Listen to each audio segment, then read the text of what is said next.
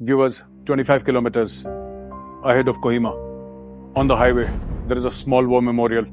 And if you're driving fast, you may even miss it. But this memorial is a memorial of national importance. This is the memorial of Captain Kangaroozay, Mahavir Chakra, 2nd Battalion, the Rajputana Rifles. Captain Kangaroozay was the commander of the Ghatak platoon, which was tasked with attacking and capturing a feature called Black Rock. That feature was defended by the Pakistan Army and defended well, showing true leadership in the old traditions of the Indian Army. Captain Kangaroozay attacked. He was hurt in the stomach. He was bleeding profusely by a splinter injury. Unmindful of his injury, he again attacked. But then there was a problem. While he was attacking, his feet kept on slipping. The height was 16,000 feet above sea level. The temperature, less than minus 10 degrees. Viewers, you can imagine the conditions, the climate, the harsh terrain. In this harsh terrain, this warrior took that ultimate decision. He took off his shoes and he attacked the Pakistani post barefoot.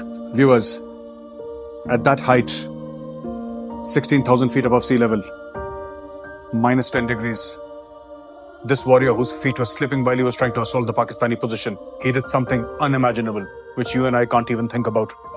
These stories, how does 2nd Battalion, the Rajputana Rifle, remembers their Nimbu Sahab? Nibu was his pet name, his nickname, his name which his parents called him by in their house. And the Rajput troops of the Rajputana Rifles could not pronounce Nibu, so they called him Nimbu Sahab or Lemon Sir. They remember him as a fearless warrior who led from the front and who was martyred for the cause of this nation. His sister, on the other hand, she was just 4 years old when he was martyred, and she has fond memories of Captain Kangaroozay making sandwiches for her. You know, however you remember him, one thing is clear.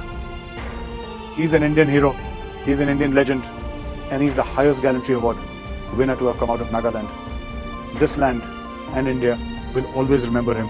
And today I find that I am grateful, I am honored to be standing at his memorial and telling India the story of Captain Kangaroos, or Nimbu Sahab as his troops knew him.